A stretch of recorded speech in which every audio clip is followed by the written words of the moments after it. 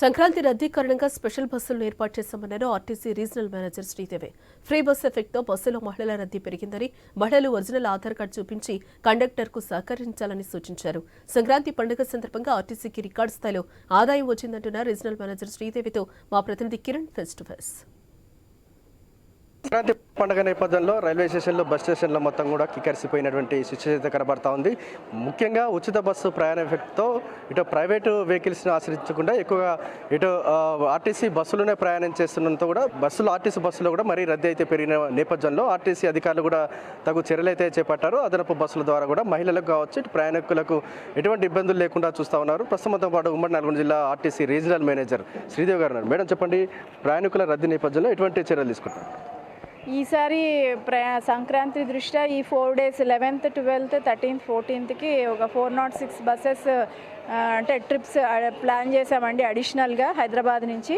So మరి ఇప్పటివరకు అయితే 180 నిన్నటి వరకు నడిపాము. ఇక ఈరోజు కూడా ఇప్పటి వరకు 78 బస్సెస్ అంటే అదనంగా హైదరాబాద్ నుంచి డిఫరెంట్ డిపోస్కి వచ్చాయి ప్లేసెస్. సో ఇంకా డిమాండ్ బట్టి ఈరోజు మ్యాక్సిమం రాత్రి వరకు ట్రాఫిక్ ఉంటుందని ఎక్స్పెక్ట్ చేస్తున్నాం. అంటే ఈ 7 డిపోలకు సంబంధించి ఈ 3 రోజుల్లో ఎట్లా ఉంది? బాగా అంటే నిన్న హైయెస్ట్ ఉండింది, మొన్ననేమో 101 OR ఉండింది. ఈ నిన్న రోజు మాత్రము 107 అంటే ఆల్మోస్ట్ 108 దాకా OR వచ్చింది. ఒకరోజే నిన్న కలెక్షన్ 1,68,00,000 దాకా వచ్చింది. మొన్న 1,52,00,000 ఉండింది. సో నంబర్ ఆఫ్ ప్యాసింజర్స్ కూడా మొన్న 2,81,000 అయితే ఈరోజు 2,85,000 మంది ట్రావెల్ చేశారు. అంటే సహజంగా పండుగ వచ్చిన నేపథ్యంలో ప్రైవేట్ వెహికల్స్ కూడా ఎక్కువ ఆశ్రయిస్తుంటారు. అయితే ఆర్టీసీ ఉచిత ప్రయాణం, మహిళలకు ఉచిత ప్రయాణం కాబట్టి ఎక్కువగా ఆర్టీసీ బస్సులు ప్రయాణం చేస్తారు. ఎట్లా ఉంది ఎఫెక్టివ్ ఈసారి? అంటే కొంత అంటే సిటీ వాళ్ళు కూడా కొన్ని బస్సెస్ ఆల్మోస్ట్ 200-300 దాకా ఇటు ఖమ్మం, సూర్యాపేట, కోదాడ, తర్వాత మాకు నల్గొండకి ఏం రాలేదు కానీ మిర్యాలు కూడా ఒక 2-3 బస్సులు పెట్టడం జరిగింది.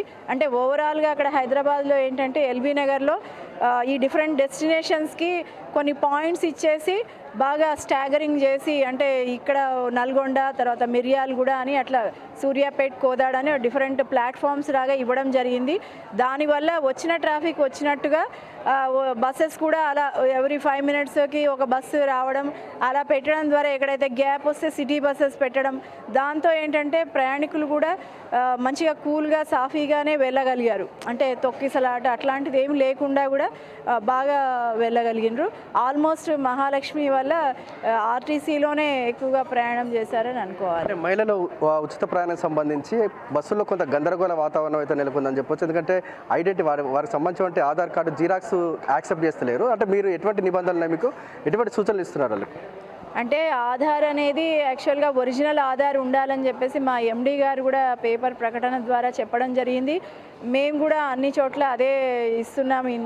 అంటే ఖచ్చితంగా వాళ్ళు ఏంటంటే ఒరిజినల్ ఉంటేనే కరెక్ట్గా తెలుస్తుందని, తర్వాత ఏదైనా ఐడెంటిటీ వాళ్ళు తెలంగాణ నేటివ్ అని తెలియడానికి డ్రైవింగ్ లైసెన్స్ కావచ్చు, ఓటర్ ఐడి కావచ్చు, అలాంటివి అంటే పాన్ కార్డు చెల్లదు. ఎందుకంటే దాంట్లో అడ్రస్ అనేది ఉండదు కాబట్టి మ్యాక్సిమం ఇవన్నీ చూపించడం ద్వారా కండక్టర్కి సహకరించాలి అని చెప్తున్నాం. ఎందుకంటే వాళ్ళు ఫోన్లో, మొబైల్లో చూపిస్తున్నారు.